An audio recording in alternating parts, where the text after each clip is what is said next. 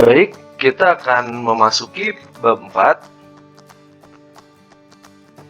Jadi silakan kalian siapkan perlengkapan alat belajarnya untuk menulis, mencatat apa yang pentingnya saja.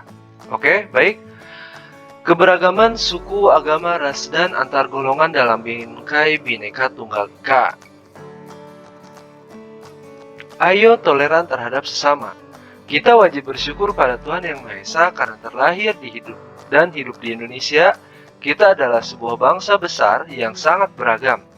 Sebagai bangsa yang besar, Indonesia membutuhkan anak yang sehat, cerdas, kreatif, dan terampil.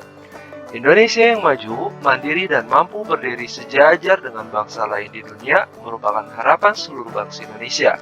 Oleh karena itu, kalian sebagai pelajar harus terus mengasah kreativitas dan keterampilan. Salah satu keterampilan yang harus dimiliki adalah keterampilan bernegara.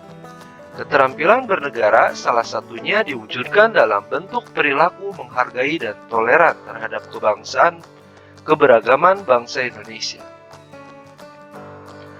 Baik, kita akan menjelaskan tentang keberagaman dalam masyarakat Indonesia. Yang pertama, faktor penyebab keberagaman masyarakat Indonesia.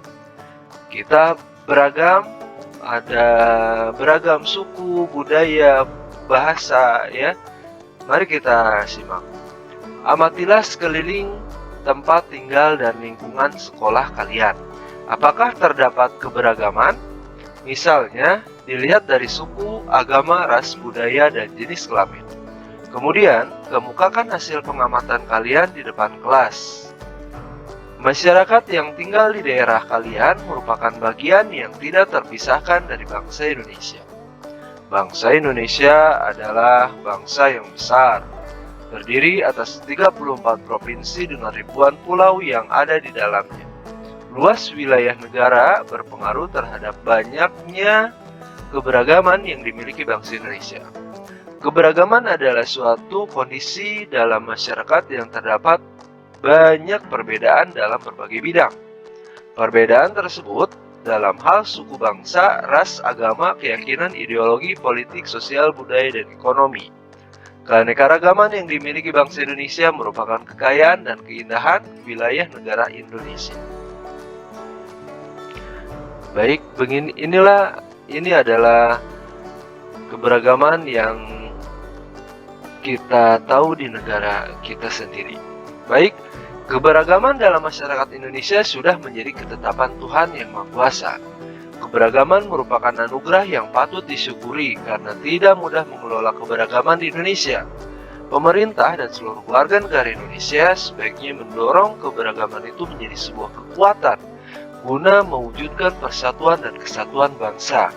Menghormati keberagaman adalah sikap terpuji sebagaimana Tuhan menciptakan makhluknya yang beraneka ragam pula. Keberagaman dalam masyarakat menjadi tantangan karena tumbuhnya perasaan kedaerahan dan kesuksesan yang berlebihan dapat mengancam keutuhan bangsa dan negara kesatuan Republik Indonesia. Oleh karena itu, upaya meningkatkan kerukunan antar suku, pemeluk agama, dan kelompok-kelompok sosial lainnya dapat dilakukan melalui dialog dan kerjasama dengan prinsip kebersamaan, kesetaraan, toleransi, dan saling menghormati. Keberagaman masyarakat Indonesia dipengaruhi oleh beberapa faktor, baik yang datang dari alam, dari dalam maupun luar masyarakat. Hal ini juga dipengaruhi oleh faktor alam sendiri dan masyarakat secara umum. Keberagaman masyarakat Indonesia disebabkan oleh hal-hal sebagai berikut. 5 faktor keberagaman. Yang pertama, Indonesia beragam karena letak strategis wilayah Indonesia. Yang kedua, kondisi negara kepulauan. Ketiga, perbedaan kondisi alam. Keempat, keadaan transportasi dan komunikasi serta penerimaan masyarakat terhadap perubahan. Itu adalah 5 faktor keberagaman mengapa kita berbeda-beda. Ada yang dari sini Jawa Barat, ada juga yang di Kalimantan, ada juga yang di NTT, NTB, Papua, dan masih banyak lagi. Dan semuanya pasti beragam. Jangankan ke luar pulau. Dalam satu pulau pun, kita masih tetap beragam. Dalam satu bahasa pun, contohnya adalah bahasa Sunda, bahasa logat bahasa Sunda Bandung dengan bahasa Sunda Banten mungkin berbeda, ya, namun tetap sama, bahasanya adalah bahasa Sunda. Itulah adalah sebuah keberagaman.